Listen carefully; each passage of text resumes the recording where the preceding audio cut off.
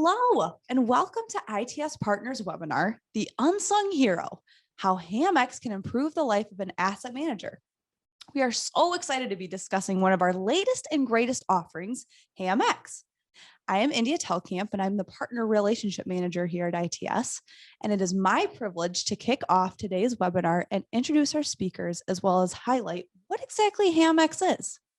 On today's call, we have two very important people that we've invited to talk about HAMx, two of ITS's incredible business process consultants, Chelsea Parker and Eric Pett, both who've been in your shoes, and they're super excited to talk about how HAMx can improve the life of an asset manager.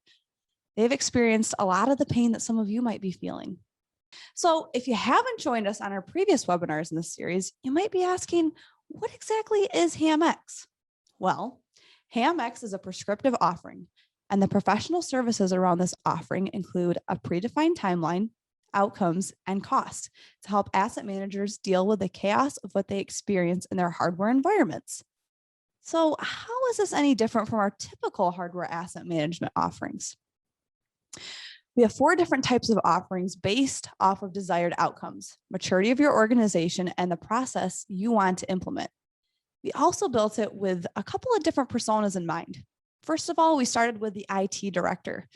ITS is built of a lot of former IT directors, and we understand the weight of trying to track assets with outdated and segregated systems while balancing many competing IT priorities and budget constraints.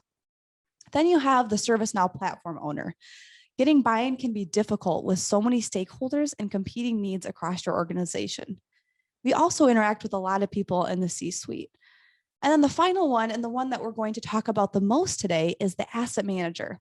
And they're the ones dealing with manual processes and accurate data and following up with stakeholders, which can be really frustrating for asset managers who need access to a quick and accurate asset position in order to be successful.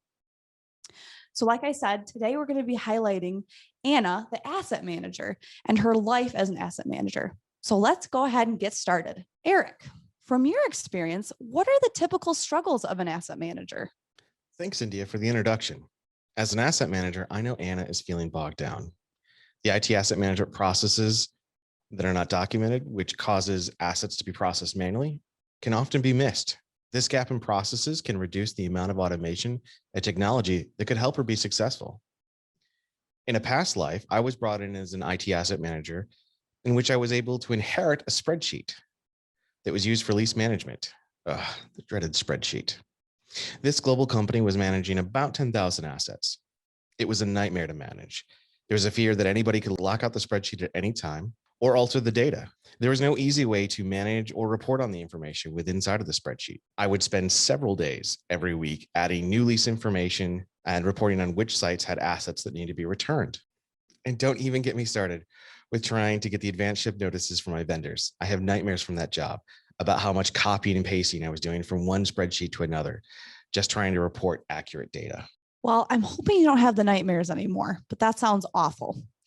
So Eric, you mentioned that the asset manager does manual processing and lacks technology. What problems does this create? Anna struggles to know where hardware assets are, which also leads to not being able to identify which hardware assets that need to be refreshed, one of the challenges that I was facing. This often leads to poor IT planning, which can have a negative financial impact. There are some downstream effects that leads to delays in asset recovery or potentially not even recovering the asset at all from the field. We've seen customers with desks and cabinets filled with old laptops from employee separations to past upgrades. Friction can arise between IT security and asset management if security incident response times are increased or already above the desired threshold. In another past life, as an asset manager, I inherited a locked office full of over 300 monitors and other miscellaneous IT consumables that were left over from a downsizing that happened to the organization several years prior. Luckily, I was able to use these assets during the start of the pandemic, along with over 100 old laptops that IT and security was able to scour from people's cubes in order to send home IT equipment to encourage a more work from home friendly environment. Sounds like you have a lot of battle scars from your past experience with an asset manager. Thanks, Eric, for sharing. Chelsea, how about you? What are some of the struggles that you've seen? Yeah, so most often we see Anna working in a larger organization that operates in silos. So it's really difficult to communicate effectively and accomplish anything significant.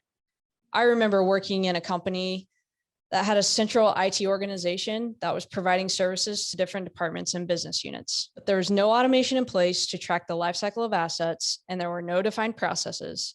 And it was up to a single person to manage the whole thing. It became a scenario where the left hand didn't know what the right hand was doing. The team that processed vendor contracts didn't know what procurement did, and managers out in the field were conversing and negotiating deals directly with the vendors without the knowledge of the contracts and procurement departments. Also, Anna's often held accountable for keeping stockroom full of inventory. So she has to work with the stockroom managers routinely. So it's common to see those managers have many different responsibilities throughout the IT organization. So they're focusing on other priorities and they're not always available to work with Anna. So without the automation, it's difficult for Anna to keep the stockroom data accurate. I know in previously working with managers from various departments and stockrooms, it may take them weeks to respond.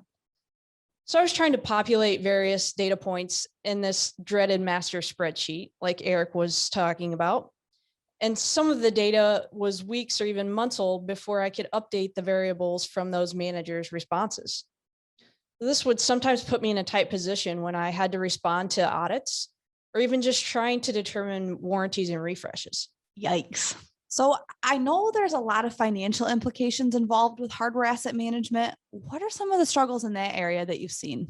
Yeah, so asset managers are tasked with tracking financial data related to assets and the budget implications arising from those changes. Anna needs to report the cost of inventory deployed against her purchases in order to track her compliance. She also may need to complete cost analyses on potential asset changes, but Anna doesn't have direct control over the budget.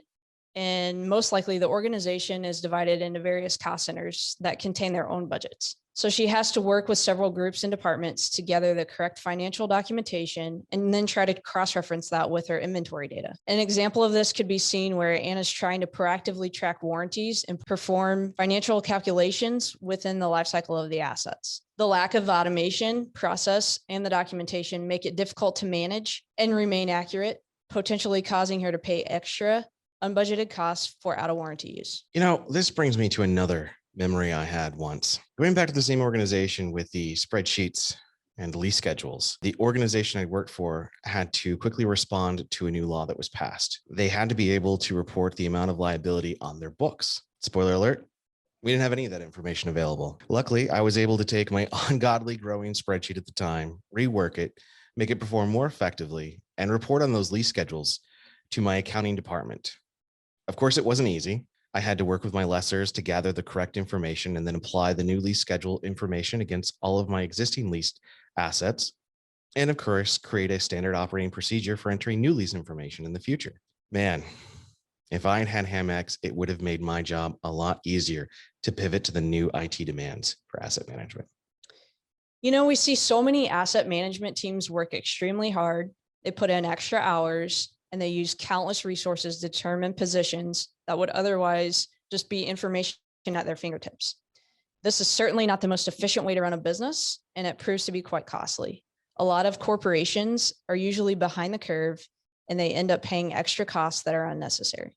Well, it really sounds like Anna could use HAMx if you ask me. Eric, where does HAMx fit into all this, and how can it bring a solution to an asset manager specifically? Well, like Chelsea was mentioning, a company operating in silos makes it hard to communicate. HAMx will help with the automation and reduce the frictions and frustrations between silos. Documented process and tools can help reduce barriers and win adoption with other stakeholders. Getting awareness of her assets and being able to manage her stockrooms and provide a more accurate IT plan, which she really needs to definitely prove her value.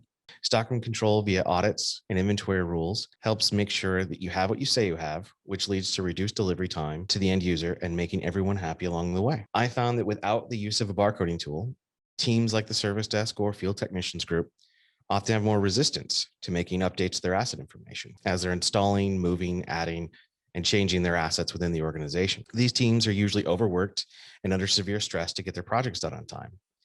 Implementing some sort of barcode solution that allows you to update your asset information on the go reduces the amount of effort and ultimately friction for that team to adopt the new asset processes.